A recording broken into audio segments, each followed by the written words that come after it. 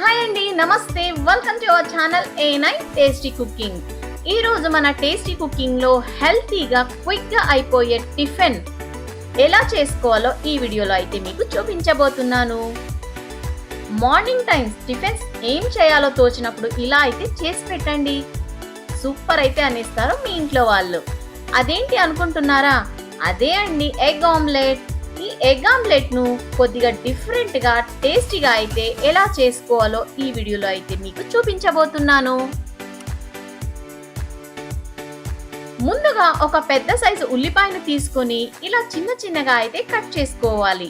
అలాగే 4-5 పచ్చిమిర్చిని కూడా చిన్న చిన్నగా కట్ చేసుకోవాలి. కొద్దిగా కొత్తిమీర, 2 రెమ్మల కరేపాకును కూడా ఇలా చిన్న చిన్నగా అయితే కట్ చేసుకుని ఒక ప్లేట్ లో తీసి పక్కన పెట్టుకోవాలి.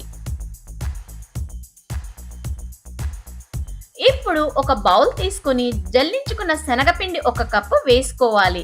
అందులోకే 4 ఎగ్స్ కూడా వేసుకోవాలి. 4 ఎగ్స్ 3 మెంబర్స్ కి అయితే సరిపోతుందండి.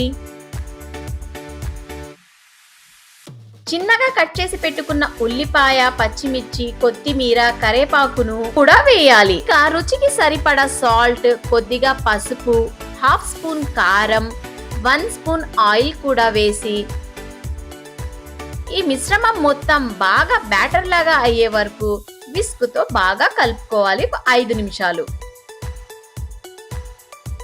ఇలా మీకు చూపిస్తున్న విధంగా అయితే ఉండాలి. ఇప్పుడు స్టవ్ ఆన్ చేసి ప్యాన్ పెట్టి ప్యాన్ కొద్దిగా హీట్ అయ్యాక కొద్దిగా ఆయిల్ వేసి ఈ మిశ్రమాన్ని దోసలాగా వేసి మూత పెట్టుకోవాలి. ఈ దోస వేసినప్పుడు స్టవ్ లో ఫ్లేమ్ మీద మాత్రమే దోసను ఉడకనివ్వాలి, లేదంటే ఎగ్ దోస మాడిపోతుందండి.